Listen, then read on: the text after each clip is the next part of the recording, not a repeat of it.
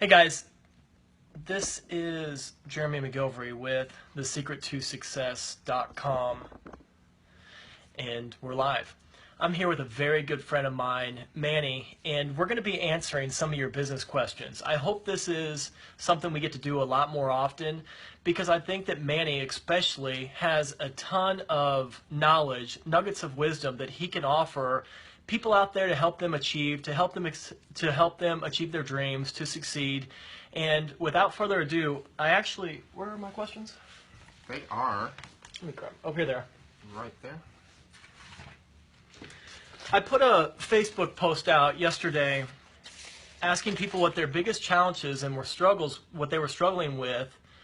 And I just want to kind of go through and ask Manny some of these questions and maybe play off of what he says if I have anything else to offer. But Sheila talked about one of the things that she struggled with in business. One of the things that she struggled with in business was getting out of her comfort zone. So Sheila, I'm going to let Manny, and Manny's an expert at probably this topic more than anything else, answer this question. Manny, what would you recommend to your clients, or what's worked for you when it comes to getting out of your comfort zone? I'm going to be honest with you, it's just getting it done. So it's kind of failing. So whatever's uncomfortable, let's say making phone calls to cold call prospects, is to go make phone calls to cold call prospects. As simple as that sound is, if it's what's required to get done, you just have to do it. And then as you do it, you're going to build more confidence. In fact, I used to tell my sales reps in the beginning with my businesses, is that, listen, I want you to call these companies first because they're not really are going to be our clients, and make all the mistakes with them before we call the CEO of a potential big client. So you got to get it out, get your verbiage out, get your wisdom out, get your pitch out, and make some mistakes, and that builds your confidence. And literally, phone call 1 is going to look different than phone call 50. You know, Sheila, I think that Manny hit the nail on the head. Is you've got to begin. You've got to get out there and you've got to start. The first thing I also want to commend you on, hey Angela, the first thing I want to commend you on is that you're getting out of your comfort zone. A lot of people live these lives that they don't know if they're winning or losing. They don't know if they're successful or not because they're not pushing themselves to do things that make them feel uncomfortable. I'll tell you, every time I press the live button on Facebook, or every time I get the chance to share a platform with someone like Manny, there's a little bit of discomfort that accompanies that. But I know when I'm uncomfortable, that means I'm on the right path. Right. So I want to encourage you, Sheila, thank you so much for the question. And I want to encourage you to continue to press to get out of your comfort zone. And you're on the right track when anything that you're doing that's making you, maybe not anything, but most things you're doing in business is making you uncomfortable. Right. Terrence asked the question, he wants to learn how to convert better on autopilot. I don't know if I understand that question all that well. What would you? Well, so Terrence must have an online business and he wants to put it on autopilot, and let's just say he gets 10 people to go through a funnel and 2 are converting. He wants to take it to 4. Well, you're going to have to, Terrence, that's just kind of like a give and play. You're going to have to do some split testing. If that's what the question is about, you're just going to have to play with images. You're going to have to play with verbiage, with sentence structure, and just kind of figure out which one's producing more. So if you get 2 people to convert in 10, and over here this image produces 4 out of 10, then now you've changed that image. So, you may have to change your copy. So really, I'm not sure what kind of business that you have. I'm assuming it's an online business that you just have leads go through the funnel, then it automatically is making you money. Just, keep playing with copy, keep playing with images, and keep playing with the offer. Maybe you're offering something for $47, and you should be offering it for $477. So, pricing has a lot to do with it too, depending on the demographic. Is it the common person you're trying to reach, or is it executives or CEOs? So look at your price points and play with them a little bit, and see what your conversions look like then. That's a lot of great advice. I think A/B testing is very important because we need to figure out what works and what doesn't work, and that gives us a chance to actually read the data. I think a lot of business owners go wrong by not paying attention to what's working. And then another mistake I see business owners make is the more successful they become, the further they get away from the basics and the things that made them successful in the first place. Right. So make absolutely certain once you figure out something that will work, you stick with it, and it's called the rinse and repeat. Do it over and over and over again. And Jeremy, can I add to that? Please. This happens all the time with my small business coaching clients. They'll tell me, I'll say, so what did your best year look like? And they'll say, oh, the best year I did, I made $180,000. I said, what did you do in that year? Oh, we were advertising in this magazine. And what are you doing now? And what they're not doing is advertising in that magazine. They stopped doing what was working. They had a little momentum, it kind of worked, and they tried to figure out another creative way to market their business instead of staying and milking that one strategy that was already working. So be consistent, and when you find something, stick with it. Absolutely. Jacob wants to ask, he's struggling in his business of finding experienced, consistent help. So what suggestions would you give Jacob for consistent, experienced help? All right. So when it comes, it's just an employment question. So here, when it comes really to for help, is I always kind of, and it's an old. I didn't come up with this. It's been around. It's an old saying, which is hire for attitude, train for skill. So don't always look for people with experience. Sometimes the experienced people, Jacob, are poisoned. I used to have a real estate business, right? In my real estate business, if I hired an agent with 10 years experience, they brought 10 years of garbage sometimes, like the way they think they need to do it. When I hired them right out of school, they did it the way I taught them, which is how to build $1 million business in real estate, and they were green, and I loved it, but they had an amazing attitude and were willing to do what it takes. So don't get stuck on experience or not experience. I know PhDs that are dead broke, and I know high school dropouts that they're millionaires. So it's not just about experience. Sometimes you got to hire for attitude. That's great advice. Nothing really to add there. Sandy wanted to ask, her struggle is with sharing her business without sounding like it's a pitch. Sandy, so let me ask Manny, what might be the best way to share your business without it sounding like you're pitching people, being salesy? Yeah, quit presenting.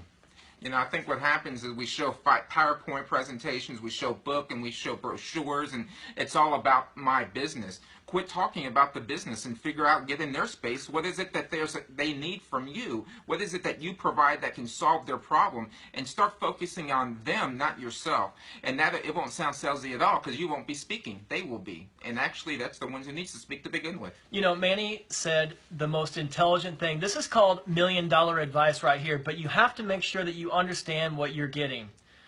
Every single salesperson, their job is to do one thing, and Manny just said it. Solve a problem. If you're in sales, which every doggone one of us are, you must be solving people's problems. And you won't be pitching people or being salesy if you're solving a problem that they're having out there. You're absolutely spot on. Solve people's problems, and you'll never feel like you're making a sales call again. That's exactly correct. Another one, Jessica. Thank you for jumping on, Elizabeth. We're going to get to your question in a minute. Kenneth, I see your question as well. I'll try to remember to get back to it. We have several dozen that came in yesterday. We're going to do this more often, guys. Thank you all for tuning in. But Jessica wants to know, handling my own flaws. I'm very critical of myself. What advice would you give someone who's critical of themselves? Yeah, well, you know, I'm a Christian, so there's only been one perfect person on the planet, and they've crucified him. So everyone else falls short of that, right? So that means we're all going to make mistakes. And quit being so critical of finding your flaws, and instead kind of find your strengths. What is it that you're good at? Quit beating yourself up for what's not perfect. Listen, I've had 50 surgeries, right, including my brain tumor that was removed recently. I've got so many scars on my body. It took me 3.5 years to wear shorts on a beach to get out of myself. And then finally I just said, it's who I am. It's how I'm built. I'm not worried about my flaws. I talk too fast. I stutter sometimes. That doesn't make me a bad speaker. It just makes me a speaker that stutters sometimes and talks too fast. So sometimes you just have to, don't worry about yourself as much as, I tend to focus on my audience, on my coaching clients, on my donors who take care of the kids in my charity, and pay less attention to me, because I'm not perfect, and guess what? No one's perfect either. I think being critical of ourselves plays a big role in our self-talk. Oh, so true. And the number one thing that will ace your chances of ever succeeding is the conversations you have with yourself. If every time you make a mistake, and I'm telling you this because, as I said the other day, a lot of this advice I give because I'm the one who needs it the most. I'm a critical person also. I'm a perfectionist. I want things to be done perfectly because I feel like sometimes you don't get a second chance.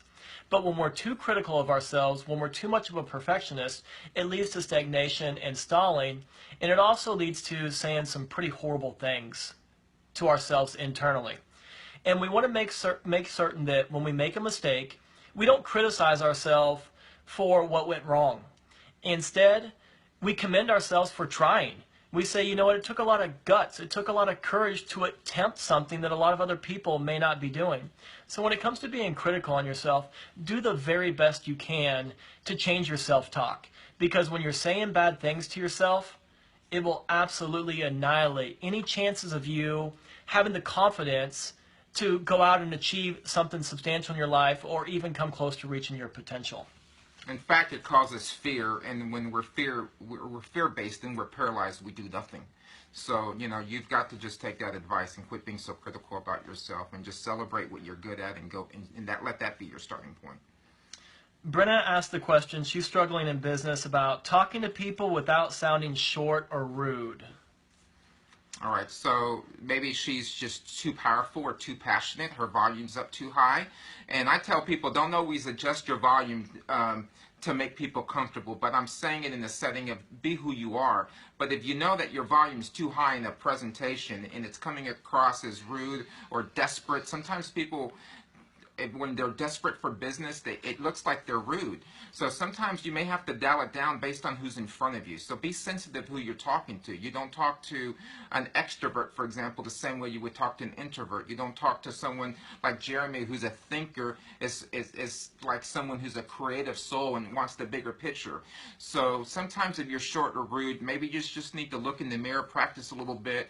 Maybe it's the way you're coming across. Maybe you're just too fast, and you need to slow it down and dial it down a little so people could actually absorb what you're trying to say instead of yelling at them, because it sounds like you're screaming, like in all caps when we type.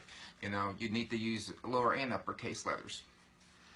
I think maybe, Brenna, finding out what's important to the person that you're talking to. I know it's well worn and everyone said it. Talia, you're always going to be talking loud. I'm just kidding. But we have 2 ears and 1 mouth. But one of the most important things my mentor taught me when it came to sales is sit across from your prospect or your client and say these 4 words. Tell me about yourself. And then just listen. And you let them sell themselves. You let them close themselves. And that's generally the best way to do business, because when we're too quick to try to go for the close or to try to pitch our business opportunity, sometimes it feels not genuine and like we're in for our own best interest as opposed to theirs. And I'm wondering, Jeremy, too, is this a common thread that people are saying you're rude or you're too loud, or is this something you're just thinking that you are? So, if I were to dig a little deeper and just say, is it just your own mind saying that you're too rude or too short, or is it somebody telling you that you're rude and too short on a continuous basis, like a lot of different people? So I would dig a little deeper with that. Getting feedback from your customers is absolutely paramount to success. So Manny made a great point that I might have missed. Make sure that that's not what you think, because it's about what the clients or the prospects think. Esma says, finding dependable artists who are passionate about their craft, love people, and serving as passionately as I do, putting all their heart and soul into each service, as I believe we all should at any business we are in prayer for an artist to work and grow with me, work diligently as we're working for God. So that just goes back also to almost like I think Terrence was asking about people. You have to realize that you have a gift, and not everybody has your gift or skill set. So your passion for your gift could be a 10. Someone's passion for their gift could be an 8. And sometimes y'all end up collaborating, especially when it comes with a team or a group of people, musicians, a choir. So just realize not everybody's going to be at your level. So sometimes it just takes time. Maybe there's a season for someone. It's kind of like in real estate. When the market's down, agents bail. There's a cleansing that happens, right? So sometimes maybe you have to raise the standards and let a cleansing happen in the choir or the church or wherever where there's a team of people. If they can't rise to the expectation that everybody's supposed to be at, they can kind of fade away, and that will attract the right people who say, wow, I want to be around that talent. So unfortunately, when it comes to people, it's just a process and it takes time. Thank you, Jonathan. I actually told Manny, I said, I'm an expert at this because I learned from Jonathan. To Esma, You did. I think that It's difficult to find people as passionate about a business as you or myself or Manny may be. And that's unfortunate, because if you walk around in society these days, it's like a lot of people's, the lights are on but no one's home. It's like their heads are down, and they have no zeal, they have no passion for what they're doing. I told a guy today, just in passing, to be comical, the only time you should look down is to be checking out the Gucci's. And I was being silly about the shoes, but I think that maybe it's our job to inspire other people and to encourage them to find that passion for their careers again, because unfortunately, life is not easy. And it will beat you down, as every one of us know. And some people have went through so many setbacks, and they're not as resilient as you may be. And so I would just try to encourage you to allow people to light their candle from you. Because obviously you have a passion and you have a zeal and you have something that's working for you, and try to pass that on to other people. Hey, Brian, thank you so much for joining. Trina Matthews says, saying no without feeling the need to explain. I am actively working on this. Well, you solved the question. You've answered your own question. Don't explain. So, when you say no, or just say no, but thank you, or this isn't for me, you don't have to give an explanation. Your no, or thank you for, considering me, but no, this is not a good time. You don't even have to explain that. Just say no. Just learn to say no. You've answered it. You don't need an explanation. No one needs to explain why they say yes or no to anything. So just be comfortable in the no. And be silent afterwards. You don't have to give an explanation at all. Just say no. Hey, Denise, thank you so much for jumping in. I think no is one of the most powerful words any of us could ever foster, because one of the mistakes that all of us make, I don't make it anymore, and I've probably lost friends and lost partnerships because of this, but we overcommit. We say yes to so many different obligations, and then we run ourselves crazy. And we wonder why we're full of tension, full of stress. We wonder why we can't take care of our own opportunities. We can't grow ourselves or grow our own businesses. And the well-worn story about when you're on an airplane, you've got to put the oxygen mask on yourself before anyone else.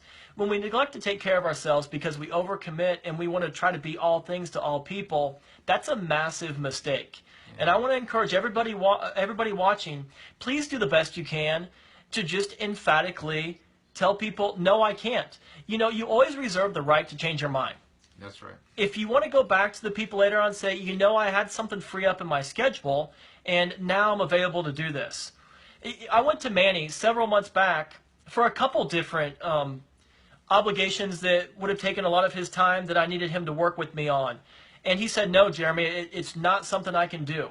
And had he committed to me, and had he given a haphazardly time to these events, I would have been upset. But I had more respect for him as saying, my plate's full, I have a lot of obligations, and maybe we can work on something later down the line. But learning how to tell people no is one of the most important things any of us could ever. Magina, telling people no keeps you sane? I love it. Yeah, and something else, and you said something really good. And then now we've circled back and said, hey, we're thinking of doing something. Is this a good time? And the answer was yes today, Sure. right? Sure. And Zig Ziglar, who was my mentor for a long time, taught me this. Sometimes you have to say no to the good so you can say yes to the better. So sometimes no is just enough. Wow, that's good. That's very good.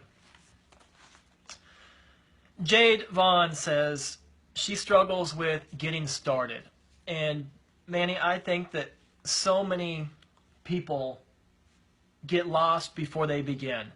I've given entire classes on people have these ideas, but yet when it comes down to implement them, they're completely lost. I did a whole video series. Seth Godin wrote a book about, it's called The Dip.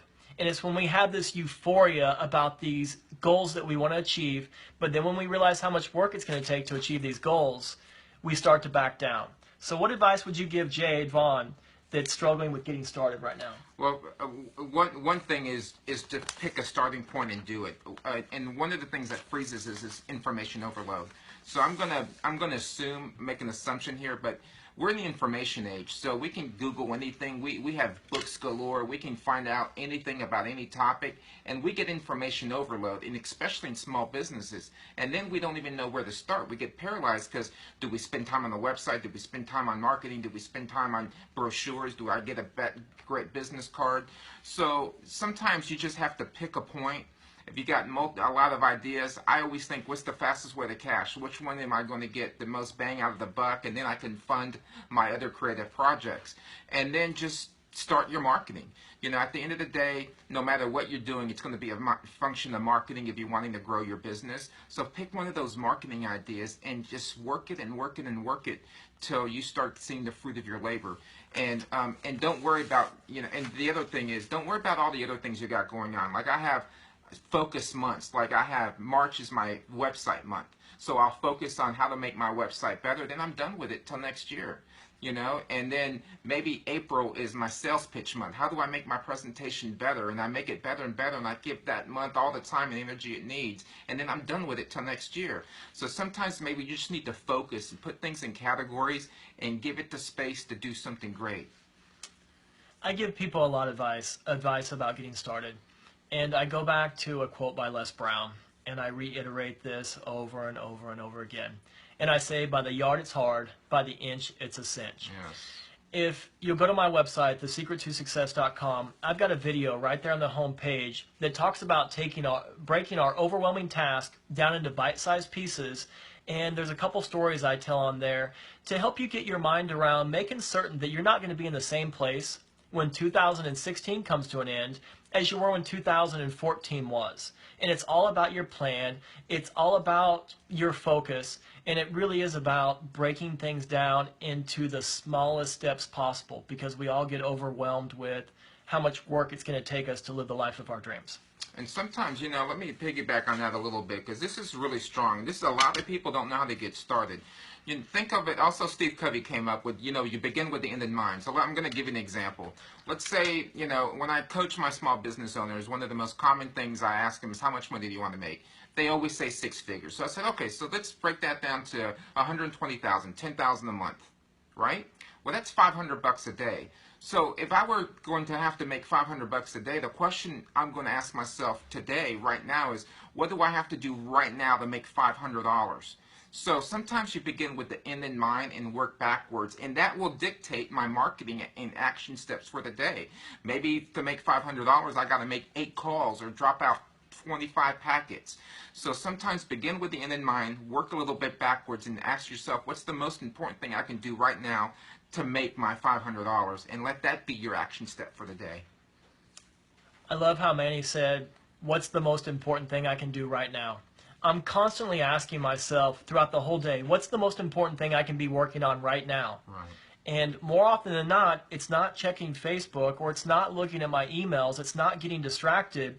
It's a money-making activity. Right. So embed this in your brain. Ask yourself throughout the day, what's the most important thing I can be working on right now?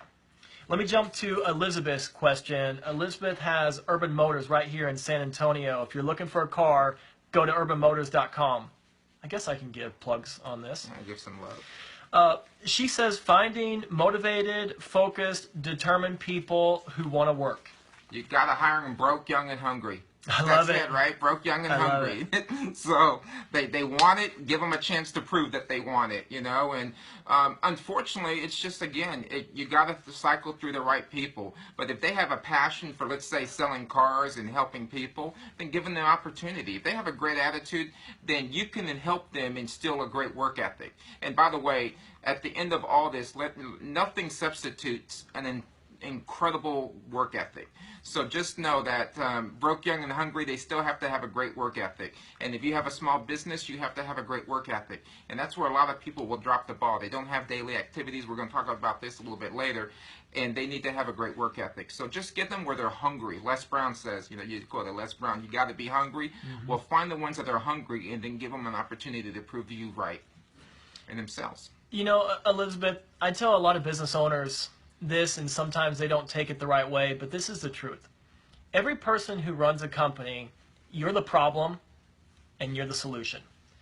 the level of energy, and I know it's hard to say because a lot of these people, you can do everything possible to try to motivate them and encourage them, and it just doesn't work. Jim Rome says, you know, you can't train a duck to be an eagle. You have to make sure that you go find eagles.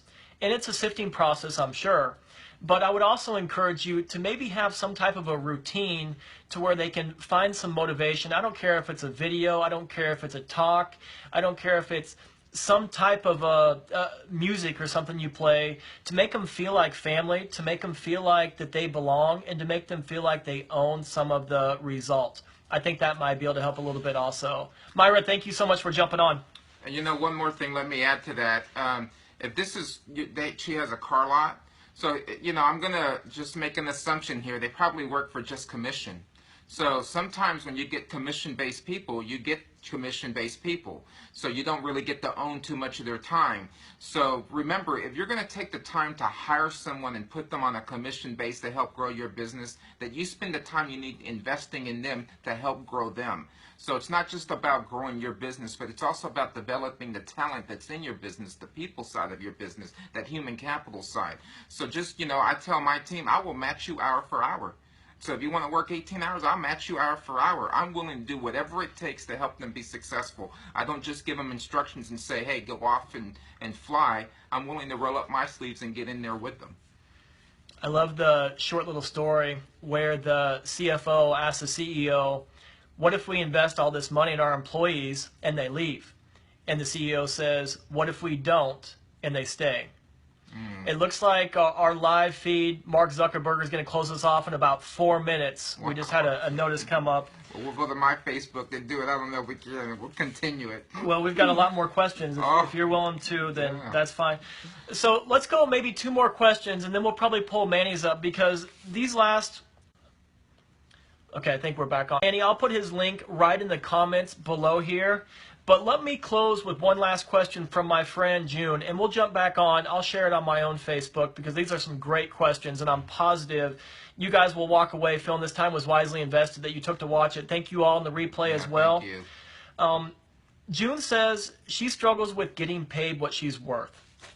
So I'm going to tell you, June, you have a self-limiting belief already. If you're struggling to get paid what you're worth, do you really believe what you're worth? Can you look in the mirror and say, hey, I'm charged $300 an hour or $5,000 a speech or $50, whatever it is? Can you look in the mirror and say, I'm worth that and I can deliver that? So if you have a self-limiting belief, it's typically why you're not getting paid what you're worth. Because let me tell you, the other thing is you may be charging by the hour instead of the value you bring to the table. So sometimes I'll get someone that says, hey, I've got a business, I want to charge $100 an hour. And I'm like, why would you charge that? If you're going to make this client thousands of dollars, why would you make yourself a billable hour? Maybe charge based on a value that you bring to the client. So, you know, do you look at yourself as value-based or do you view yourself as hourly-based? And, you know, it's hard to kind of dissect that question in this short little bit, but think about what you're worth and ask yourself, do I really believe that? I think that Manny hit the nail on the head when he talked about we get paid by the value we bring to the hour, not by the hour that we spend with people. And understanding that some of the hardest workers on the entire planet are waitresses and busboys. It's not about how hard you work or how much time you put in. It's about how much value you bring to the table. So the more valuable you can make yourself, the more you have the opportunity to get paid what you're worth. And I think this goes back into of having that limited belief that Manny said, of not maybe feeling that you're worth a dollar amount. I think a lot of us, we undervalue the advice that we have. We undervalue what we bring to the table. It's almost the vantage point about goals. It's not they're too high and we miss them. It's they're too low and we hit them. Right. We're capable of more than any of us would ever imagine. And that's where getting out of our comfort zone and continuing to press ourselves is where we'll actually get paid for the value that we bring to the hour. Let's close in about a 1 minute, Manny. And what advice, I guess, someone right now that's struggling, that's thinking about, we've got 50 seconds, just thinking about throwing the towel in, what would you tell them to not quit and to persevere? So, great questions. Quit treating your business like a hobby. I think the people who treat their business like a hobby are the ones that are willing to throw in the towel because they're just not committed. They're not as serious. The people who see it, hey, I have my family's support. I have employees that count on me. The people who treat it like a business don't think of throwing in the towel as an option. In fact, that doesn't even enter their mindset. So quit treating it like a hobby and quit giving yourself the out. Burn the bridge. Burn the bridge and give yourself the opportunity to win. I love that. Looks like we've got 20 seconds before we're out of there. I'm going to thank you, Jessica. I'm so glad that you were able to watch. Russell, thank you. Maya, Talia, Elizabeth. We're going to jump right back on. I'm going to put Manny's link on my Facebook page right now. And stay tuned. We have some amazing questions you don't want to miss. I can't wait. Thank you, guys.